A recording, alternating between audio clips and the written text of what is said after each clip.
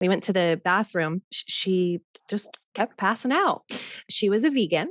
Her placenta was very tiny and small with lots of calcifications. She said, I feel awful. The next couple of days, she felt awful. And it was surprising because she really hadn't bled that much. And I said, send your mother to go get some raw liver, go get some raw cream.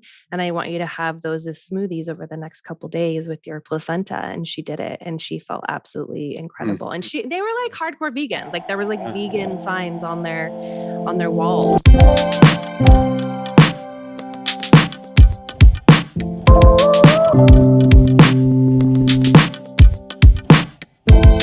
Question from my audience for you, if you don't mind. I love it. Let's hear it. Very experienced midwife at the farm, Sarah Rosser, one of my dearest friends. She wants to know, first and foremost, how on earth do you not lose your glasses at every birth? Because every single photo, you've got glasses on your head and you're like leaning into the tub. You're holding. I just took them off. Look, they're sitting right next to me. I was thinking we might actually see some sunglasses here. That's really funny.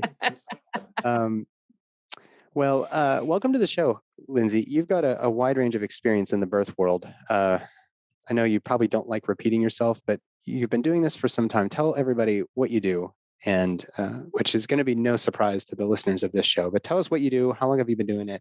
How did you get your start? Why did you want to start doing midwifery? Yeah, well, it's a good story. I got pregnant young. I was pregnant at the age of 20, had my daughter at 21, and I was already working on an ambulance at that time in the emergency room at a local hospital from here. And so I just chose the hospital that I worked at to give birth, but like was deeply in this like childbirth classes and like researching and being like, that birth should be a normal physiological process, but I didn't align myself with the completion of that process. Like it was more of like, well, I'm just doing the steps. And I was young. Were you an EMT on the ambulance? I was an EMT. Yeah. It was awesome. Actually, it really, to me, it's a lot of midwifery, and not in terms of like the emergency sense of it, but like, it's usually people that are calling an ambulance are on the other side of everything. Yeah. And so my favorite thing was working in what we call leisure world here. And it's an elderly community, a retirement community. And nobody wanted to work there. And I freaking loved it. I would sit in the back of the ambulance with those wise old humans and stare deep into their souls and their stories that they tell you that, when they think they're dying, they tell you all the secrets of life. And it was just absolutely incredible. So you just have to be willing to listen, right? Exactly. So I, thought my mom could be my doula, and my mom had 2 C-sections and is, a very, very medical person, which is a joke that I thought she could be my doula. And so I was talked into a very, standard induction, just, started with cytotech, did 2 rounds of that, broke my water. When they broke my water, I actually felt my daughter come up into my ribs. She did not engage at all. She just lifted straight up into my ribs, and then ended up with an epidural. I was on PIT for 14 hours and then still 2 centimeters. And so I had, it was 11 o'clock at night. The doctor walked in, probably wanted to go to bed, and said, "You're only 2 centimeters. It's not going to work. Your baby's too big." And I looked at my mom and my mother-in-law who were there, both had C-sections, and they said, "Oh, just do a C-section." And I ended up with a C-section. You had the whole thing, huh? I had the whole thing. And I've had a few surgeries before my C-section. And for whatever reason, my body metabolizes anesthesia real fast. So I typically feel things. I've woken up during surgery before as a child. And I started feeling things and started feeling more things, and then was literally feeling the whole entire surgery. And I asked them to knock me out after she was born. Well, they knocked me out, but I was awake. I heard everything that was going on. I just couldn't talk. And I worked in that hospital, like I said, so I knew the machines. So I would start breathing really fast to get a reaction to the machines, or start breathing slow to have the alarms go off, just to know that I was still alive, because I thought I was in a deep hallucination state, which I probably was. Yeah. But I was aware of everything. So I woke up and put my child skin to skin, and she latched on right away. And I ended up in a really beautiful attachment parenting relationship with her, surprisingly, with all the intervention that I had. And left that experience really reeling. Like I felt like my body had let me down, but I knew deep down inside that I had also been in this system that had very much let me down. Yeah. And so I said, I'm not going to, go forth and finish finish nursing stuff. I'm going to go and work with childbearing women. And I started the path. I became a childbirth educator. I became a doula. I started working in the hospital. I would always get in trouble for teaching research-based information and having patients go ask their doctors questions. And really quickly, my daughter was a year and I jumped straight into birth. So Wow. my daughter's going to be 20 in December. So I'm coming up here in 19 years of being in the birth world, and quickly realized that birth in the hospital, me as a doula, was not helping anybody, wasn't helping myself, wasn't helping women. Mm. Became a lactation consultant, did the whole IBCLC thing, which I have since dropped that title. Who needs alphabet soup, right? Yeah. Yeah. Right. And in the hospital, it was the same shit. I would go in and I would see the board and I would see who had C-section. I would see who had inductions. I knew all those women would be in my clinic. Knew I wasn't really helping much. Yeah, it was nice to help women breastfeed. Obviously, that's a really important thing. But I always was thinking that, if we fixed the birth, we wouldn't have these issues. So Sure. started a midwifery school down in San Diego. It was the first accredited midwifery school in California that actually lasted a while. I should say was the only one at that time, maybe not the first, but they were great. It was one of my mentors. She was absolutely amazing, wrote a beautiful curriculum, went through that whole process. And, here I am. I started that process close to 16 years ago. So the majority of my births have now been home birth centered for sure. And it's been a trip to say the least. Isn't home birth dangerous? It's so dangerous. Why how could you put your clients into such perilous conditions to have a baby? I know. It's so crazy to hear those statements. It's just one of those things that Stu actually quoted me. I know you know Stu very well. Sure do. And I said, and I'll say it over and over again, when I worked in the system, I felt like I was an accomplice to a crime. And back when I started switching over into the midwifery world, I really got into APA. I don't know if you've heard of APA before, but it's the Association of Pre and Perinatal Psychology and Health. They have a really good website that's birthpsychology.org. And I actually planned a little sister APA conference with the main, people up in the APA board here in Orange County, conservative Orange County, California. Yeah. And gosh, that was back, I think, in 2005 or 2006. And it's the foundation of how I practice midwifery. It's this knowing. And research goes over time and time again. It shows us that babies are conscious, and the way that we treat them, not just in birth, but throughout the pregnancy, throughout conscious conception, really matters with their foundation as well. So nobody liked that conference here in Orange County. Sure. But it just, spun me down this path of really getting to be a baby midwife, not just there for the mom. And so, anybody that has attended a birth with me sees me speak to that baby as if they're just a normal person in the room. And we go, even when their mom is in labor, I'll still talk to baby like it's a person in the room, and because it is. And it's just a really beautiful way to integrate in their experience to entering into this wild, crazy world that we live in. Yeah, I think that, you brought up the psychology piece. A lot of women who come to me for support have found me through people like you, who speak like you, let's say. And I don't want to sound like a broken record. I might sound like a broken record on this episode because you and I have so much in common in our own stories. But this aspect of feeling like an accomplice to a crime while attending a birth in the hospital, there's a very real thing there. And I think there's actually a lot of trauma amongst the birth workers, the doctors, the labor and delivery nurses and whatnot, because they know that this is not right how we're doing this, to be forcing vaginal exams after women are saying, no, no, no, no, no. There's a reason that these psychological concerns, this sense that, okay, I'm going to walk in, I need to do a vaginal exam. I may have not even introduced myself. Now I'm going to have your partner hold one of your legs down, hold your shoulders back on the bed. The nurse is going to do the same. and now I'm forcing myself inside of you. I know people think it's an embellishment, but a lot of women come to me afterwards and say something wasn't right. Mm-hmm. When you start unpacking some of these little things, the little platitudes we say, the little ways that we circumvent consent, it is a crime. Mm-hmm. And I don't say that, I'm not mincing words here. Women are feeling like they are being subjected to a violent act or rape. I mean, they've used these words exactly. I'm not fabricating it for the purpose of building a coalition. I do think that a lot of women they're gaslit then when they go to their OBGYN and say something didn't feel right. So it's fortunate I think the one fortunate part of having these conversations is that more and more people are feeling it gives them permission to really speak up from their heart as to how it felt. They may never even have another baby, but now their sister's pregnant or their daughter's pregnant, and those feelings are real. So when we're in a home birth, we're on their terms. You don't go into someone's house and mess up their kitchen, right? Or force them onto their bed and tell them how they can and can't lay that's comfortable. You would actually ask them, like, where do you feel most comfortable right now? And that's why I think home birth actually is a lot safer, because women aren't in a space of fear, and they're not in a space of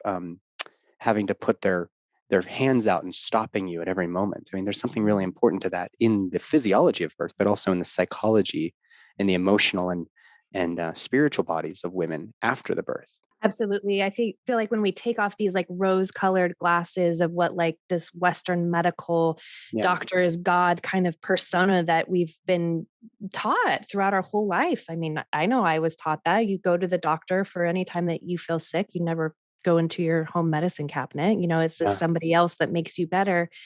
And it really and truthfully, like word for word, if you look at it, like the description of it is rape. And it's doesn't matter what we're told is, consent or anything like that. How somebody embodies that and experiences that within is what matters the most. And so if they're feeling like they're being violated, they are. Yeah. Right. Doesn't matter what your definition or what the story or what they said yes or no to. It doesn't matter. If they feel that way afterwards, that's all that should matter in our data collection, in our revision of policies and everything else. But we tend to not be able to do that for some reason in the conventional medical model, which is why people like you and I and Stu and Bliss and all of our friends don't do it that way anymore.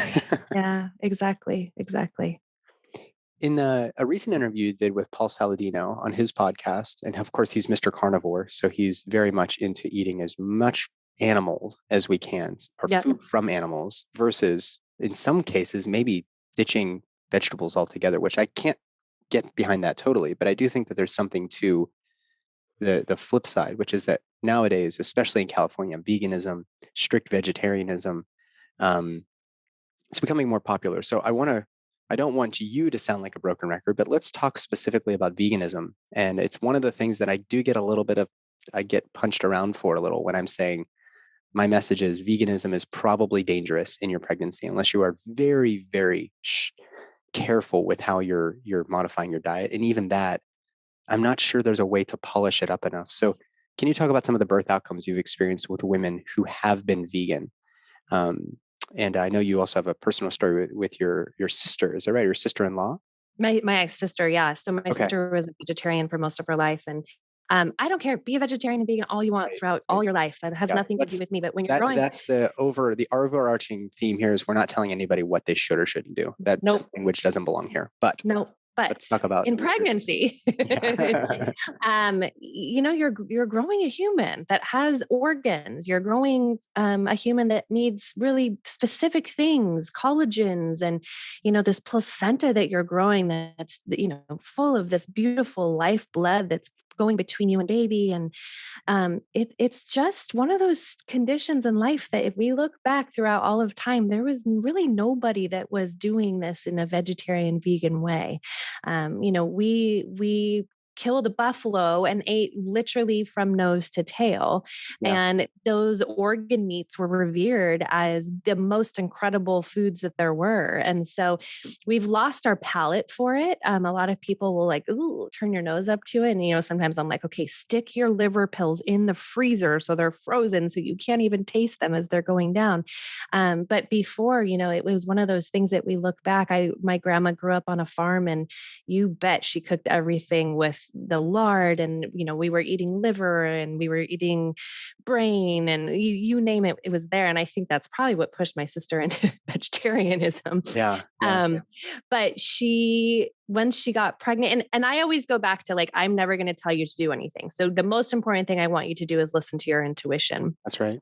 And maybe as a big sister, I was a little bit more forceful with her, but in general, and so I said, just like, listen to your body. What is it telling you? And she's like, I am craving meat, and I don't even know what meat tastes like anymore, but I'm craving it. And so she lives in Sweden and was able to get beautifully sourced, hunted moose, and she's never looked back. She's definitely not vegetarian anymore.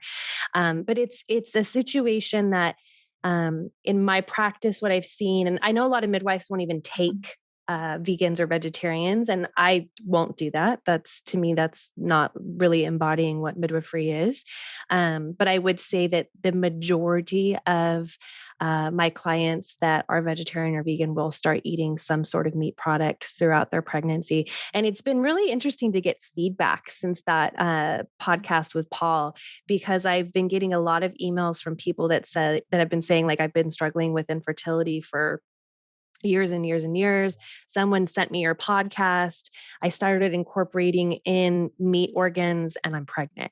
And it hasn't, gosh, I don't even know. It's just been a couple months since it's aired. So it's not even like there's this like solid, base that's been built with people incorporating these minerals back into their lives. But it's something it's really blowing my mind. So I recently had a client that gave birth. She actually had a beautiful birth.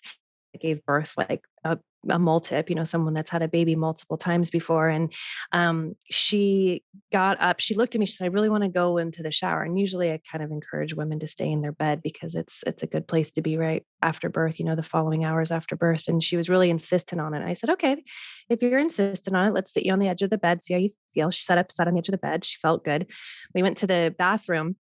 And she just kept passing out, and it was an awkward situation. And her bleeding was okay. She was a vegan. Her placenta was very tiny and small with lots of calcifications. And we finally got her back to the bed. We had to kind of crawl her out of the tub, and I kind of crawled her to the bed. And she said, I feel awful. The next couple of days she felt awful. And it was surprising because she really hadn't bled that much. And she said, what can I do to feel better? I just feel absolutely awful. And there's a beautiful store down the street from us here in Orange County that's called Fermentation Farms. And they have beautifully sourced meats and raw milks and creams. And I said, send your mother to go get some raw liver, go get some raw cream. And I want you to have those as smoothies over the next couple of days with your placenta. And she did it. And she felt absolutely incredible. And they were like hardcore vegans. Like there was like vegan signs on their walls. You know what I mean? Like it was like for her to actually like tap into knowing that feeling best is what was most important in that moment, not sort of this like dogma of being vegan in that moment. It was beautiful to watch that unfold. So it's quite interesting. It's a place where healthcare providers, I'm sure that in medical school, you were never taught the difference between a vegan, vegetarian, or meat eating placenta. No, it's something you can observe. I heard you make a really an appropriate metaphor on the podcast episode with Paul, which was that when this organ is growing rapidly, way faster than any other organ in the system, right? And you've got 9 months for it to grow concordantly with this baby growing and the uterus growing, and you've got this giant. It does kind of look like a sack of blood, but it's very unique. Everybody who has seen a placenta knows a placenta. And you also know the difference between blood clots and placenta. It has like I don't know, it's porous, but it's also very much kind of like a liver sort of consistency. Yeah. And one of the things you mentioned in the show was that you noticed calcifications and this and that. That's a sign of the placenta getting sicker or dying, or, because it's not meant to live forever. But smokers, preeclamptics, people who generally have poor nutrition have placentas that look like they've been in there like a month too long. Yeah. And so that's an important thing to consider. This is the baby's life raft for the entirety of the pregnancy. So if you are vegan, great, be vegan, but you have to know that this is absolutely detrimentally impacting the possibility of your baby getting as much nourishment as possible. Will that mean that your baby's not going to go to Harvard? Absolutely not. Nope. But if we're concerned about all of those things that might even risk you out of midwifery care, preeclampsia, fetal growth restriction, maybe the baby stops growing altogether, and now we're really worried, is this placenta kicking out at 32 weeks, even outside of preeclampsia, something like that. If you want to have full autonomy, you need to be nourishing your body and your baby and the placenta as much as possible. And when you have a person who's a smoker or they're malnourished or whatever else, the placentas look like it barely made it to the third trimester. And it's just true. Yeah. I mean, if it's in front of your face and you're seeing it, it's not like we can like make it like, oh yeah, well, maybe like, no, it's actually the facts. Like, this is what we're looking I'm at. holding it. It's falling apart in my hands. Yes. Yes. Another aspect that we need to think about that is like, yes, you said like, does this mean your baby might go to Harvard? No, of course not. That's not what we're saying. But we need to really think about like the mineralization of our children with this too, because when we look at every single pregnancy that a woman has, we know that they're depleting themselves in mineralization throughout their bodies. And so when this process starts, then each baby actually gets less of those really beautiful, vital nutrients and minerals. And so there's a beautiful friend on Instagram. Her name's Katya. She has Nurturing Novas is her Instagram. She's a good friend of mine. Hashtag. Yeah. And she was vegan throughout her pregnancies. And what brought back to her that she started incorporating meat back into her children's diets is the mineralization of their teeth. Yeah. She talks a lot about how I think it was her third baby, like the baby's teeth were like disintegrating as they were coming in. And like toddler ears, like super young. Yes. So, and she just did a really beautiful conference, if you'll call it that, called Confessions. And it started out as Confessions of a Recovering Vegan. And she had all these amazing speakers come on that were vegans and talk about why they have started eating back into more of like an ancestral way of nose to tail. And it turned into this beautiful long talk she changed it to Confessions of a Well-Nourished Woman. And it was just beautiful because it was testimonial. That's one of the most beautiful things. Yes, it might be anecdotal, but when you hear all of these stories continuously, it's like we have to kind of change how we're thinking. And we look at like Bill Gates right now. He's buying up the bulk of farmland across the United States. Like, why? Should worry people. This is a human being that's promoting that we stop eating meat altogether, so it's like there's also this agenda behind it, and we have to look at the big picture of everything and see what it is. Let's I mean, there's some great stuff in there. If anybody isn't familiar with Katya's story, she and I have been friends for quite some time now, and I've seen her on that journey, and I also saw the transition. And we've fallen a little bit out of touch as she's moved to Costa Rica and everything. But you're right, it is anecdotal. But this is a person who's very publicly speaking about it and giving permission for other people to kind of weigh in as well. And people are weighing in. They're saying, I had that experience too. So similar to anything else, once anecdotes start to pop up and we've got a collection of anecdotes, now we have a data set. So whether it's anecdotal, you want to brush it off as anecdotal or not, Lily Nichols wrote a whole book about real food and pregnancy. Do you know Lily?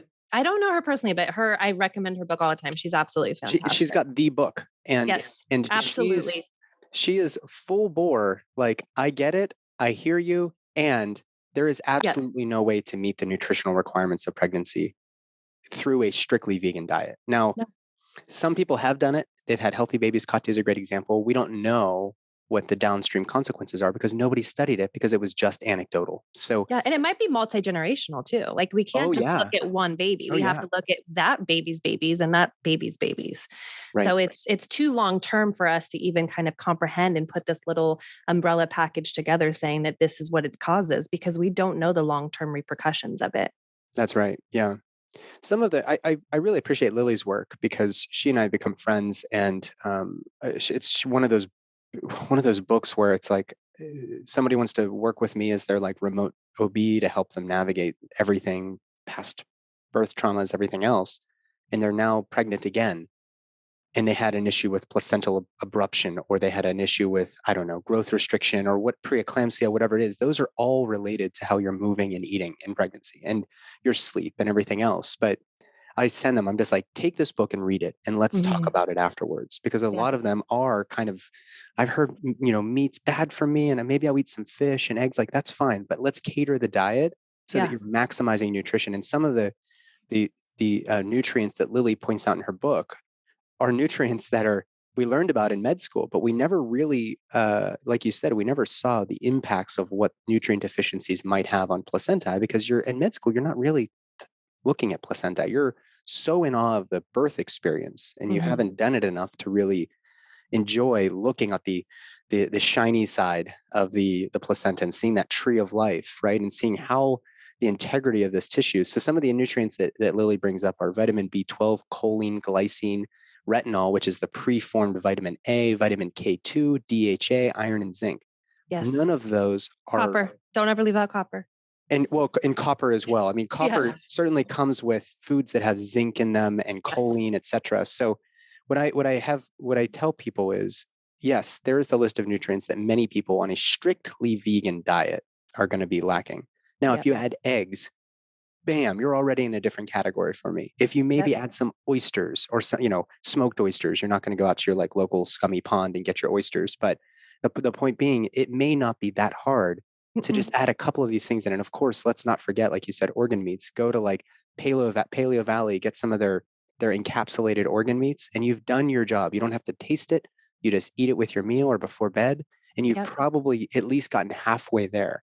So we're Yes. not saying you go out there and start killing your own wild boars and feasting on their hearts in the middle of a field. We're saying not even cooking a steak. Perhaps you're just adding in some specific foods, but they Yep. need to be nutrient rich from a really, really good source, not from Bill Gates's farmland, but from one of these pastured, perhaps even biodynamically raised ranches. Yeah. I actually had a client who was vegan and she came into the office and she was like, "You'll be so proud of me. I started eating meat. Popeye's chicken tastes so good." And I was like, "Oh, no, no, no, no, no." Meat. That's not what we were looking for. Like, It let's fillets like step back delicious. a little bit. And Yeah. yeah, Yeah. yeah. It is something that is like really simple things that we can start to incorporate in. And I'm so glad that you brought that up. It's not like you have to go buy a half a cow and all of a sudden become a full blown meat eater. Like there's really simple things that you can Yeah. do to Yeah. change that. And so it kind of takes this like really overwhelming, holy shit, I don't know if I can do that. I don't know if I can cook it. And then it's like, no, well, you actually don't have to, Yeah. it's Yeah. yeah. So it's quite a journey for people to be on. And I think it brings us back to like what I really like to go into with great grandma wisdom. Like what did our great grandmas do? Yeah. And maybe not our great grandmas, but our great great great great grandmas, when we were in a cave, like, and that was the only source of food and nutrition that we had. There wasn't a lab that was making Beyond Meat burgers, like Yeah. Yeah. what was that like and what were they doing and what was their health like? Like what were their structure of their bones? If we look back anthropologically speaking, like what happened back then? Yeah. Yeah. And so, we can dive into that and then, also look at where we're going with the future for it. And so Yeah. we want to step into like, let's look at our soil, people. Like we're Mhm. talking about the integrity of something that is the most important thing. All of those nutrients that you just mentioned are rapidly depleting from our earth. So we have to look at this in terms of like, we get to be stewards for the earth. Like we get to be stewards for our children. We get to be stewards for our grandchildren. And there's a lot of research that talks about how our topsoil, wasn't really even planning on going into the topsoil, but it it's rapidly depleting. And when I go to Costa Rica, we have land down in Costa Rica. I promise you, the difference of the taste of the food from here compared to in Costa Rica is drastically different. And it's because of the soil. It's because of what the cows are grazing on. It's because of what the vegetables are grown in. And here it's just like all the glyphosate that's been poured into. I don't even know how many tons, but it's like a ridiculous amount of tons of glyphosate that's poured into our soil each year with conventional farming. They say that the US farmland's about 97% of the farmland in the United States. And what that's doing is it's just causing this rapid depletion. Yeah. So a friend of mine, Zach Bush, who you might know, talks about how there's typically we look at the longevity of soil, it should, we shouldn't even be thinking about how much we have left, but we're right around 7 to 8 years right now with topsoil, or around 54 harvests left with good quality living topsoil. Yeah. And so that's when he said that to me, I was like, ooh, that's grim. I'm not a grim person, but like, how can we fix this? And so he has this beautiful project called Farmer's Footprint that I encourage you to look up too, because it talks about the things that we can do as individual humans to make a difference within our communities and really bring back that remineralization into our bones, into our bodies, into our families. Yeah, amen. Somebody else who came up to mind, and Zach is somebody I've been looking to be in touch with for a while now, because coming from the medical establishment like you and I did, and then deciding we got to look at something else here. Why are we as humans suffering? Well, perhaps it's because the soil's no longer nourishing the foods that we're putting into our mouths or into the cow's mouths or into the chicken's mouths or whatever else. So starting with the soil is kind of like getting to the root cause of an Yes. illness. And not to mention the ecologic catastrophe that's on the horizon if we run out of farmable topsoil. I mean, Yes. where are we going to go for food? Like, we're going to go to Mars and we're going to farm on Mars? Like, come on, guys, Yeah. Well, and it's not So, just the farming that we have to think about too. It's the way that our earth breathes. And if we start moving off from that topsoil, really helping our earth to breathe, yeah, it moves into the ocean, and then our ocean becomes acidic. So yeah. it's not just food, which is obviously very critical, but it's the air that we're breathing as well. So have you ever seen God, his Biggest Little Farm?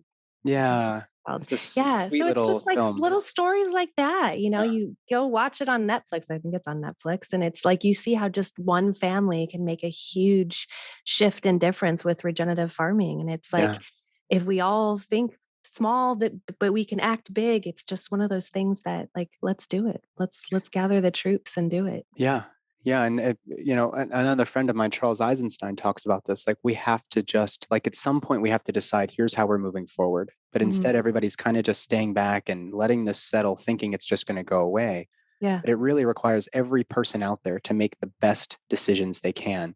Yeah. And to the point about adding food into to a vegan diet, everybody says, well, I can't afford that. Well, if you go to your local butcher and you ask them for liver, it is the cheapest by Cheapest. ounce. Yeah. It's like there's a biodynamic farm 20 minutes from me in Crestwood at Fox Hollow Farm, and you can buy a pound of liver for $4. Yeah. Like, where else can you get a pound of anything for $4 nowadays? So you're Yeah. going to get the most nutrient rich. This is a biodynamic, fully grass fed and finished beef liver. And they don't have anybody to buy it. So they're like, just take it. I bought a cow from them and split it with friends. It was like $3,000 for the cow. It's a lot of cow. Don't get me Yeah. wrong. We filled up a whole deep freezer, but Yeah, we have a deep freezer full of cow at home too, so I yeah, get it. I mean, just in case Bill Gates has his way, we at least have a freezer full of meat Yeah. that we can share with our friends and neighbors. But what was interesting is they didn't include the head of the cow. They didn't include any of the intestines, the kidneys, the heart, the liver, any of the bones, any of that part, not even the hide. And I don't know what I would have done with a hide, but I bought the cow. And I asked them, I was like, where's all the blood? Where's everything else? And they're like, oh, well, nobody ever wants those parts. You're like, And I do. so I'll take it all. Yeah, Yeah. I'll get a second deep freezer and load it up. But the point being that if you don't even like the taste of liver, for like a quick dehydration process in the oven, yes, it's a little extra work. But for $4 a pound, I'll do that work. Of And course. we have a pile of liver. We've got 20 pounds more liver that I can dehydrate and use. And even if we only had that as our animal product, we're going to be getting the richest animal product around. And yes, we eat steak, and yes, we have burgers, and yes, we have pork tenderloin and all those other things in our freezer. But the point being, you don't have to go broke on this. Go to your No. local, you know, soil rancher, let's call Yeah. them, and get ask for the liver and the heart, grind them up, put them in the oven, cook them up, chop them up, dehydrate them further, powder them, and put them in capsules, and you're good to go. Or Like just eat it. placenta pills. Placental pills. Yeah, it's kind of what it feels like. Steph's like, it smells like placenta in here. It does smell like placenta. I had the honor once of butchering an elk. One of my friend's husbands is a really awesome hunter, and he brought home an elk. And I went over there with my son, and we helped her butcher the whole entire animal. It took us the whole day. And to be able to do that in Yeah. deep reverence of the animal Oh that was yeah. then going to feed our family was probably one of the most beautiful things I've ever done, because every step that we did was done with like just completely in awe of this beautiful animal and like seeing the insides of it. I mean, like I know when you took anatomy in medical school, like Yeah. it's pretty cool to see the insides of a human body. I've done it, Sure. dissected it, that as well. And it's just one of those things that you just get to be totally in awe. And when we got to all of the organs, like, we all took a bite of this, might totally freak people out, but we all took a bite of the raw heart. That's what our ancestors would have done. And then, blending up the liver, and for the kids to be able to be part of that experience and see all of it was just a beautiful gift that we gave them for sure. I think that that's actually one thing that is probably lacking. People like Zach and Charles and a good friend Paul, who, by the way, he has a 5-part YouTube series, 5 videos. I think each of them is like an hour, so it is an investment of time. But it may not even be an hour. It might be an hour total. But the name of his talk, his presentation was "Nutrition: The Dirt Facts," and it talks about everything that Paul Chek and the Chek Institute talks about through the lens of the health of soil. Beautiful. And so it's a really nice addition to anybody's repertoire out there if you're looking for an hour to burn on YouTube. A really, really insightful. And he's a good friend and mentor of mine in Southern What's his last name? Chek, C-H. Oh, Paul Chek. Okay, yeah. Yeah, Paul Okay. Chek. Yeah, I was their OBGYN, and we've gotten to be Awesome. good friends since then. And They're down in San Diego, aren't they? yeah, like Escondido area. Cool. Yeah, and Paul's whole thing is really, it starts with the soil, whether it's the human soil or it's the soil that your cows are grazing on. It's all the same. Like, we are living soil ourselves. But since we have a hard time parsing out the human versus the microbes inside the human, it's equally challenging for us to consider that the soil is alive. I remember you said that a minute ago, the living soil. Yeah. Let me just throw that back to you. What did you mean by the living soil? Like, just air it out for everybody. I mean, like you just said, the soil is alive. It's if you go, and so one of the first things I did when I went to my land in Costa Rica before we purchased it is I stuck my hand in the soil and I pulled it up, and like you can see that it's alive. You can see that it's alive. It's not hard. Is like beautiful colors, and it's moving, and there's little bugs in it, and there's worms in it, and it's alive. There's mycelia running through it, like the living organisms. Yeah. Yes. Yeah, And which, totally. we go deeper into that with all of that, with the mycelia. It's like that connects us to everything. Yeah. That connects us to, it connects us to India, it connects us to Alaska. Like it's all connected underneath that web. And it's just The one of those original interwebs. the interwebs. Yeah. But it's so profound and beautiful if you think about it, because it's just something that it's what sustains us. Yeah. It breathes for us. It is us. So it's a beautiful thing that we can't turn our backs to anymore. And this made me think of something else. One of my dear friends, Paris Hodges, she's really into this ground movement that I think is growing pretty rapidly. I don't know if you've heard of Morley Robinson and the root cause protocol.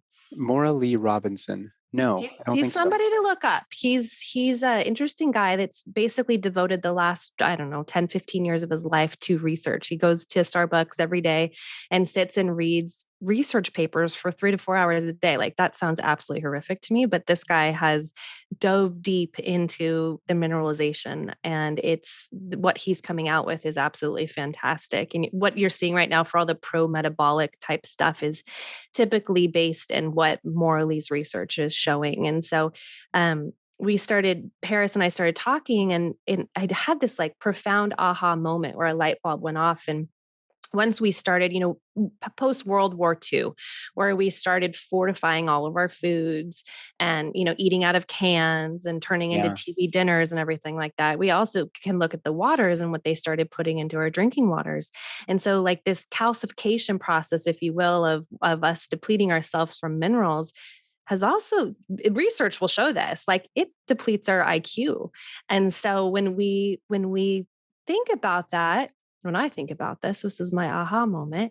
It goes hand in hand with like if we're more easily controlled, if we're demineralized and more easily controlled, like they know what they're doing. They clearly know what they're doing. They being, powers that be, big government, who knows, the agricultural who knows what it is, but it's definitely something that, once you start remineralizing your body, you have a deep wakening up of your soul.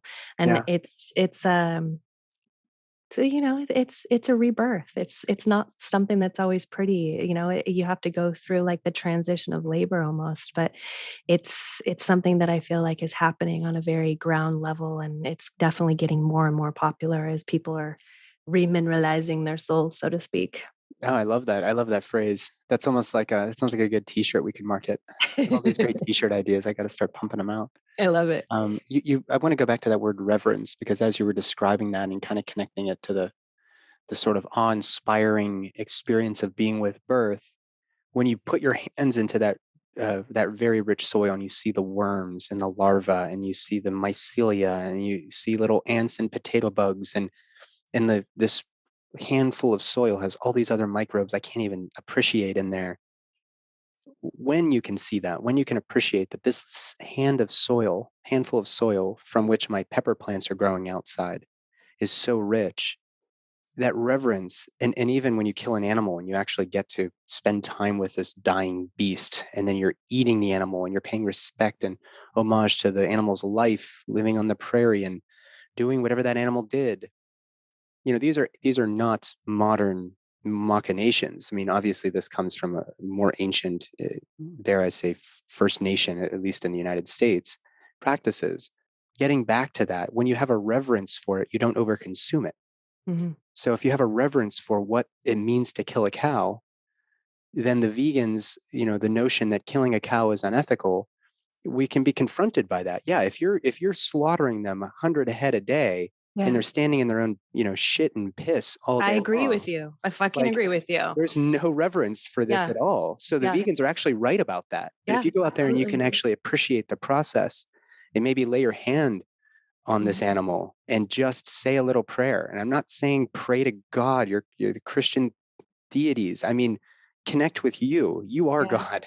Yeah. Connect with the cosmos, connect with this animal, because this animal has given its life in order to sustain you. And you've made the decision, the conscious and deliberate decision to take its life in order to nourish you and your baby. That Mhm. reverence is actually what's lacking in the conversation around soil, planet health, animal husbandry, etc. We need to perhaps shift into that direction so that we do appreciate that hamburger at McDonald's is nothing like the meat you got from that elk that you just Nothing described like it. having I slaughtered. think I think we're missing a deep reverence for death. Yeah. I mentioned earlier that one of my favorite things to do is be on the ambulance with these old people that were dying, telling me their deepest, secrets of their life. And we've feared death so much now Yeah. that we've lost the reverence for it. Like it's just nothing but people scared shitless about Yeah. dying. Yeah. And death is absolutely beautiful. My 96-year-old grandma, the one that lived on the farm, check out that longevity there. She passed away, oh gosh, probably 10 years now.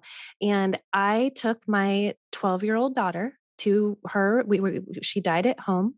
And once she passed away, we cleared the room and me and my daughter undressed her beautiful 96-year-old body.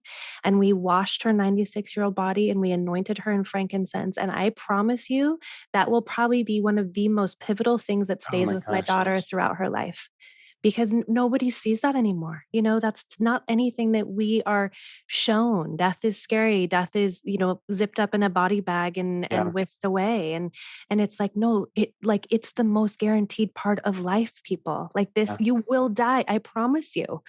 And so for us to step back and embody the wisdom that comes with it and not fear it is something that will change your life. It will definitely change the way that you interact with humans, the way that you interact with everything that you do throughout your Yeah. life. Yeah. Somebody I've gotten sort of closer to over the past couple months. I wish he was like my soul brother. Like I wish I could see him and talk to him all the time. His name's Stephen Jenkinson. He talks quite a Mhm. bit about death and dying. And Yeah. he came from the social worker role in palliative care and now has a couple of books. He's this prolific thinker and writer. And I put him up there with like Zach Bush and Charles Eisenstein. Like these are Yeah. my homies. And when I spoke with him, we really kind of dove into the privilege of death and dying. Like, what is the purpose of death? It's Mhm. not the inevitable thing that you have to fear. Perhaps this is the final chapter where you actually get to take everything that has happened to you for the previous 95 years or 96 years in your grandmother's case and put it together into some story that makes sense to you. Maybe that's the hard work of dying. Yeah. And what are we doing by, I don't want to use the word euthanize, but what are we treating when a person chooses to take a combination of medicines that will shorten their life? Are we treating their pain and suffering? Or are we treating the pain that comes with facing mortality? Yeah. And I think that's a really tricky question to grapple with, because I've actually taken, as a palliative care hospice doc, I've taken care of a number of people who have wanted to take the cocktail, Yep. which is now called physician aid in dying. And I'm not opposed to anybody's autonomy, but it should make us wonder, if this is so highly sought after, what are we actually treating? Yeah. And I think it's because we haven't taken the time to prepare through the loss of our loved ones. That's the practice rounds for Yeah. us to be facing this final portal, or maybe it's the first portal of the next stage. I always, conjecture about that. But since we haven't practiced, since it's so taboo, we get to the very end and the confrontation is so debilitating that we we actually want to not have to even look down that road. Like, let's just end it. Let's rip it off like a Band-Aid. But there's hard work there to be done. And the reverence for that process is lacking very much in the way that it's lacking for childbirth. I would totally agree. I think that's a really, really great. I think Western medicine in general, though, right? Like we've separated these entities of medicine. And so I always have said that midwifery was the original family doctor. Like it's just how it's been throughout all of time. And family physicians in general have kind of lost their place in medicine. They're still there. They're amazing, but like they're not gaining the momentum that they should. They've lost that momentum. And so when you look at the traditional family practice midwife, as I'm going to call it, that was always womb to tomb. Right. So those midwives, and myself included, I've seen the transition. I've helped many people in my life transition before. Death is one of the most beautiful things. It's the same energy as birth to me. But when we've lost that village midwife that has the connection from womb to tomb, we've lost all of the answers in between.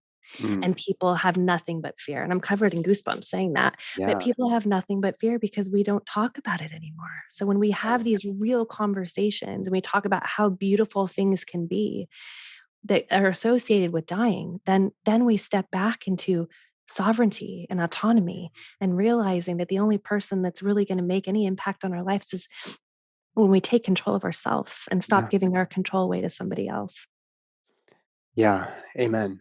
I can't even add anything to that. You're so beautiful with, obviously you're very thoughtful, you're very intelligent, but you've also managed to put words to something that is otherwise very ineffable. And I think finding language for these things is actually a part of the healing that we generationally need to do around this fear, this death phobia. Yeah. Have you attended the birth of a stillborn? I have. Can you tell me about how that went for you? It's never easy to talk about, so you can. Yeah. It's really interesting. And it's not something that I always like my pregnant clients to be in a really positive mindset. So this is something that I grapple with. I'm blessed with having a voice of storytelling on social media, and I grapple with telling these stories because I never want to move people into that fear, because we're in a culture where people don't have anything to do with their fear. There's nobody that they can go talk about this normal life. That's a really good point. And like trauma on top of trauma when you can't talk about your fears. Yeah. Yep. And so prior to 2020, I had never lost a baby in my practice. And with the onset of 2020, and I don't know, we'll be looking back at this for multiple years and trying to grapple and figure out what happened. But I have my own assumptions with what happened. But after 2020, there was 4 stillbirths within my practice. And it's something that home birth, stillbirth is pretty taboo.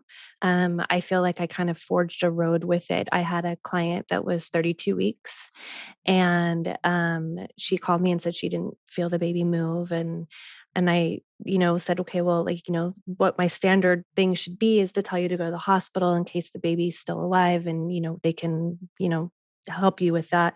She said, no, I know the baby's passed. And I said, okay. I said, I'm going to get dressed and come over. So I got dressed and headed over.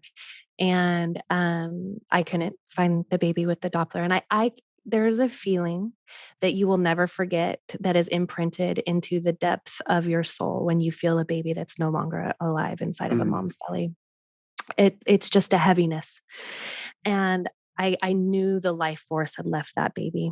And so she wanted to give birth at home. She had already had a previous baby with me at home.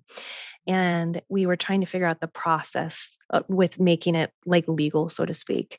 And so we called the coroner and they said they needed a confirmation of death from a physician, which I find really interesting because I can give confirmations of life. I can sign birth certificates without a physician, but I wasn't able to give a confirmation of death without a physician. So in order for us to, cross our T's and dot our I's, Stu, who's a beloved friend of mine, I've already mentioned him once, but he's just, he's my buddy in this path. And I can't imagine not having him alongside of me. And he came down with his ultrasound machine and he diagnosed it, even though we already knew.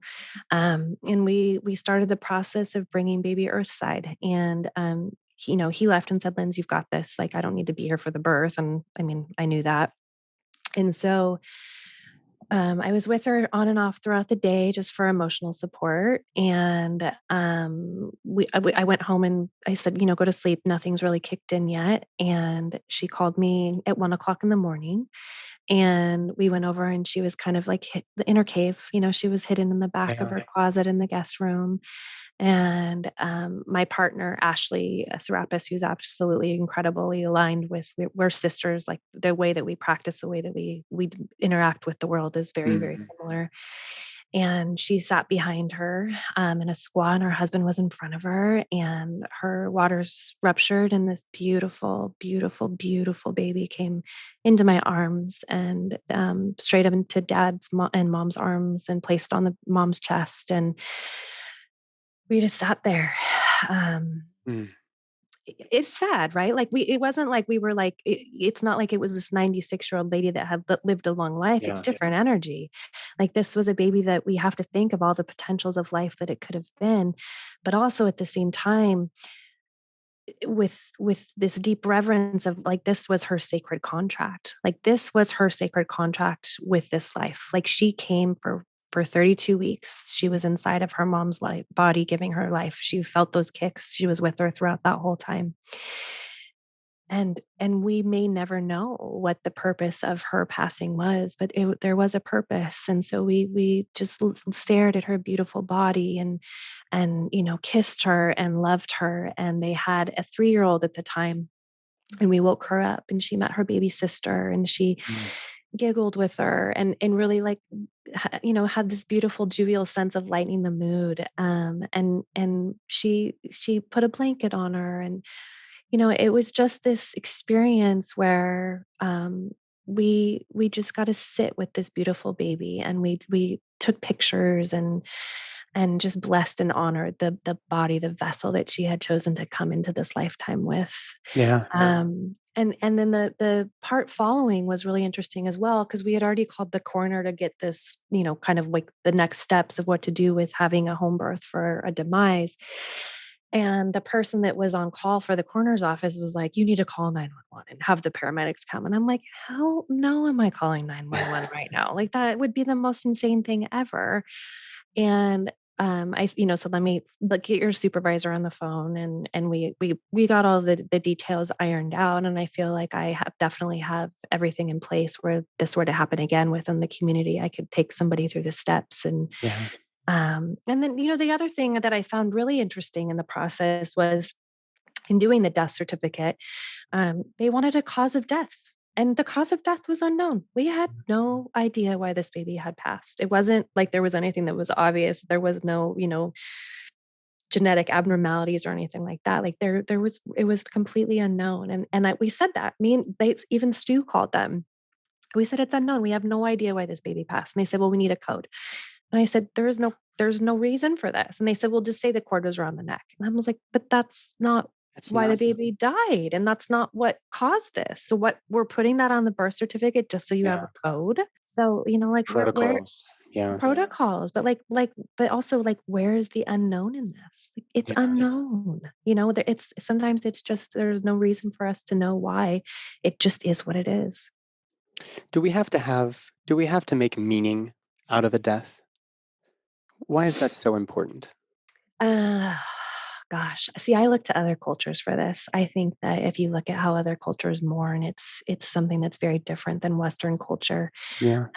You look at Balinese culture, and they parade those dead bodies throughout the street, and then they have a celebration of life where they actually cremate the body in front of the whole village. Mm. Tibetan cultures, there's a beautiful book on the Tibetan art of dying, that I don't know if you've ever read that one, but that's a really good one to read. The Book of the Dead?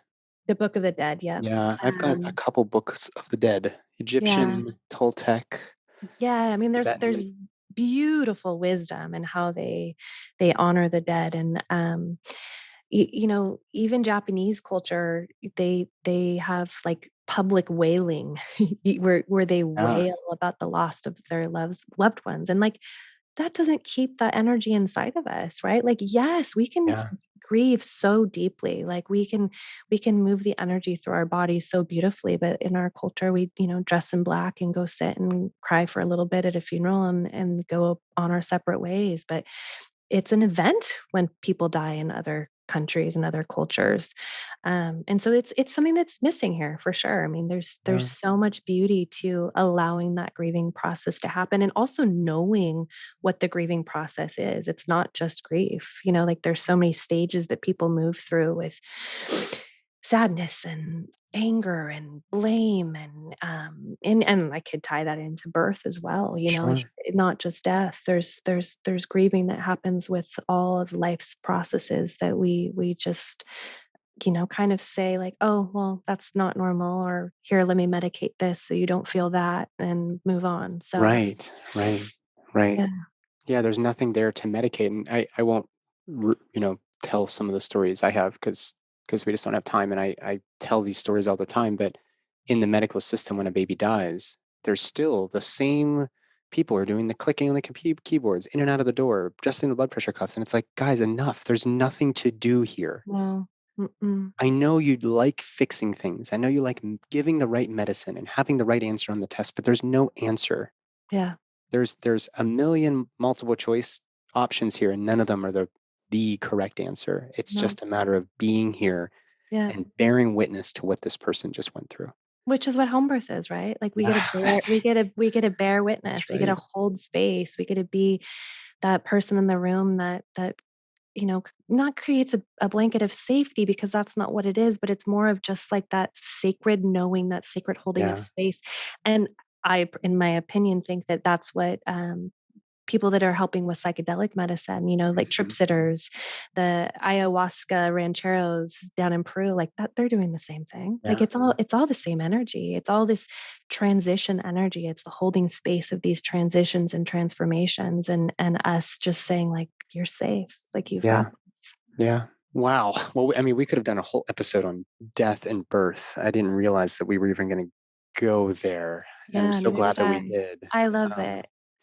it's something very unique that midwives do. And when I did my hospice and palliative care training, the reason I did it in the first place was, wow, what if I could be a an OBGYN that kind of talks to people and connects with people like a palliative care and hospice physician. And then I realized, oh my gosh, everything I need to know about caring for a birthing woman is actually in what I'm learning about in quote caring for a dying person, which is Yep. sit on your hands and be Yep. present. Like Yep. that being our greatest currency, presence. Nobody's rewarding us or Yes. incentivizing that, but midwives, you guys are present. That's the magic ingredient. That's the secret sauce that you can't get in the medical establishment. It's not a part of the recipe.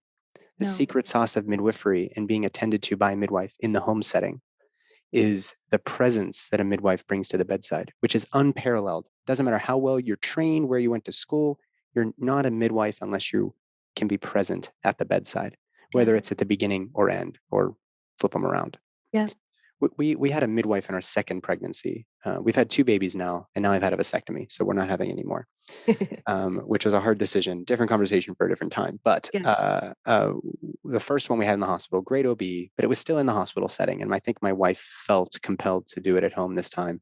And I think she felt empowered after the first birth. I mean, this is probably not how she would describe it, but having lived through residency with me at Kaiser, where it was a flaming shit show at all Yeah. times, because you're Yeah. getting some really high risk stuff coming in and you don't know up from down. You're just sleep deprived and you're operating and blah, blah, blah.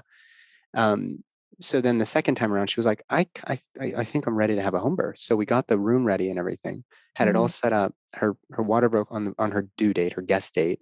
And then 2 hours later, the baby, just under 2 hours later, the baby came out. And in the meantime, our friend came over, Sarah Charmoli, and she's kind of a midwife in her own regard, because she has this breathwork company called Effigy. And she came over and started breathing with us at 6 p.m. The baby came at 6:46. And usually the breathwork lasts 60 minutes. Yeah. But during this breath work, I was out in outer space. I was on the bed with her. We never even made it into the tub. Oh, I But love this it. breath work, it's hyperoxygenating. So anybody out there who wants to try it in pregnancy, go for it. It's totally safe in pregnancy. I mean, nothing's totally safe, but I have no reason to believe that you're going to injure yourself or the baby. And Stephanie became very grounded in herself. She wasn't out here. She was like, baby's here, baby's coming. Yeah. And then opened her legs up, asked Sarah to leave, asked our midwife to come up, and a baby came out asleep on her chest during this breath work. Oh, I The love portal that. opened, the portal closed, and we had to wake the baby up to do the Yeah. outdoor scoring. So the midwife said 10-10, but like 10-10, I don't know. I would have said 9-9. I mean, nobody gets a 10-10, but she was probably trying to fluff me up a little bit. But you did mention when we were chatting before about the deliberate and purposeful breathing in pregnancy and perhaps even in the birthing process. Can you talk to me a little bit about your experience with breath work and maybe how you guide your pregnant clients into engaging in different types of breath, or just maybe being conscious of breathing? Yeah, breath work is everything. Yeah. It's life changing. It's definitely something that I agree with you in saying that try it out if you are pregnant. It is absolutely transformative if you get into the right, way to breathe. And most of us aren't even ever taught how to breathe correctly. And so it's definitely something that is becoming more popular, and there's breathwork classes, well, here in California at least, everywhere. But in terms of that breath work, so throughout the pregnancy, and I'm going to incorporate back into APA, the Association of Pre and Perinatal Psychology and Health. So I find that sometimes during my prenatal visits, the most important thing that I can do is breath work with my clients, is taking them outside, taking our shoes off, sticking our feet in the grass or the dirt, and grounding down while we breathe together. And when you are modeled that, when you are shown that in a healthcare, office, so to speak, that's one of the most important elements of care, then you feel very safe using that and moving into that space throughout your labor process. And so, I think that's the thing I say the most, like, let's take a deep breath all the way down into your womb. Let's connect with your baby. Let's breathe to your baby. Let's exhale out anything. And, we kind of move our bodies together. And, there's different methods you can use, but just if you're conscious of your breath, like if you have zero access to anything, but you just are conscious of your breath, it will make a shift in everything that you do. So it's something that is really beautiful and heart-centered and, baby-centered. And it just brings you right back down. So, what a profound, amazing experience that you guys had with the birth of your second baby. How beautiful. Yeah, the most beautiful, very healing for my wife as well. And I'm sure for you for me as well. Yeah. being in that Kaiser system, like, yes, I'm sure your wife had an amazing experience, but you having gone through the Kaiser system, and I know how the Kaiser system is, that you had a lot imprinted on you. So for you to be able to be in that moment and breathe in that moment and embody that moment, and then have this baby come out that was asleep and here to show you all these lessons in this life, you transformed through all the things in your life that probably brought some trauma, lots of trauma. Yeah. Yeah. I do think that birth workers, whether they're doctors or nurses, I said this before, but I do think that they carry a lot of trauma for how they're seeing babies born. If you're seeing a baby born, there's no way to not see it as awesome. And I mean, awesome, awe-inspiring, like something divine is happening here. And again, this doesn't even need to get into the theology du jour. There's something that feels amazing about being with a birth or a death. And it might be very scary. It might be very sad. It might be the most horrible thing you've ever been a part of. Yeah. But that doesn't take away the divinity. Divinity doesn't choose good or bad based on your preferences. There is No. something just magical happening there. And when you're in a system, you're a nurse, let's say, in your bedside, and you're yelling at them to push every single time, and you're trying to speed this thing up by cranking up the Pitocin and whatnot. I'm sure that a lot of people in the hospitals don't feel okay about that. Yeah. But this is also the way we do things, and this is your job, and you find some way to make it work, and for you, so you don't have to go home and feel bad about it. And maybe you actually believe it. That's okay too. Yeah. But I think a large portion of people also realize, like, God, couldn't it be different? Like, home birth does seem unsafe. We have an operating room here, but do we have to be doing it this way? Yeah. When There's you're a deep remembering. Like people have oh that deep yeah, remembering, oh yeah, and one thing that I always would get me in the hospital setting is you'd hear these nurses or even doctors when the moms are pushing, like their famous line is "get mad," and I'm like, what?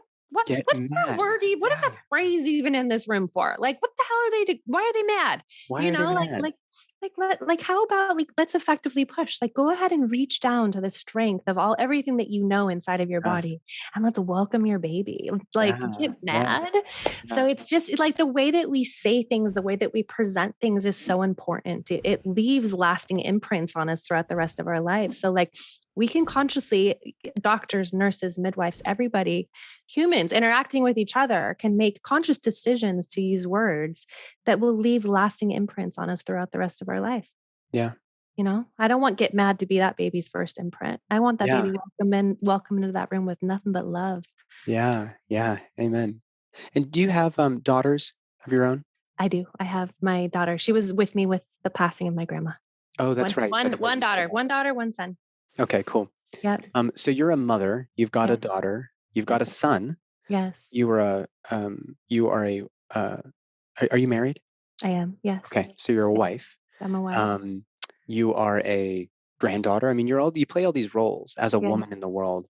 This is going to be a little bit out of left field, but given all of your experience in caring for people, specifically caring for women, what are a Mhm. couple other things, maybe a couple points that you think you'd like everybody to know if you could make a billboard? Here's what we need to be doing to care for women. I know it's a big question. Sorry. Sorry. I mean, I think it integrates back into our whole conversation, right? Like, I feel like the presence that we have, the way that we can tap back into our breath, the way that we can remineralize ourselves, the way that we can be in this dynamic of relationship throughout all of everything that we do with our life in that beautiful state of presence and integrating all of those things in is one of the most Yeah. important things that we can remember for ourselves, because throughout all of time everybody was doing that. We were squatting in the fields with all of our sisters and our aunties and our grandmas, and we were gathered around a fire at night, and we were all together in this beautiful community, and we've lost that, but that's what we did together. We had that intention of being in song with each other, being in breath with each other, being in grief with each other. And so moving back into that, I think, is one of the most important things that we can do on this planet. I think that does it. Yeah. One last thing I wanted to ask you about was, well, should we go there? I kind of wanted to get into licensing a little bit. Let's not go there. There are Okay. pros and cons to being licensed. You're in California. Maybe Yeah. maybe give us like what's the biggest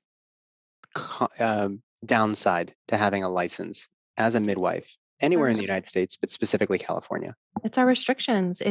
It's this hierarchy of academic OBGYNs that don't do anything than pick their nose up out of a textbook, that don't have any real life experience, that get to sit up in Sacramento in the medical board and tell us what we can and can't do. The biggest thing that we lost in 2014 was our twins, our breaches, and our post dates, past 42 weeks. It was 2013, you said? 2014, I believe it 2014. was. Yes. Which is And a big chunk of the people you guys care for, by the way. yes. Yeah. Yes. And they keep talking about VBACs. I grapple with it all the time. I'm a big supporter of indie birth. I love those women deeply. And Friends of mine. Aaron's yeah, like one of my best friends.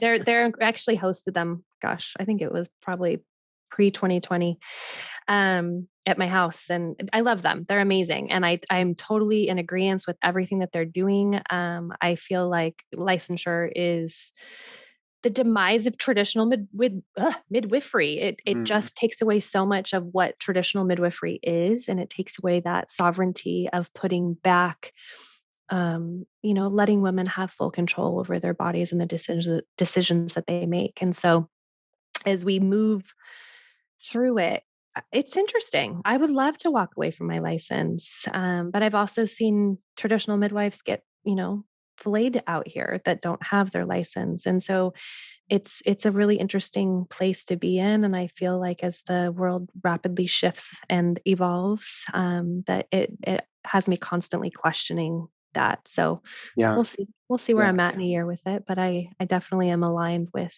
the message of indie birth for sure.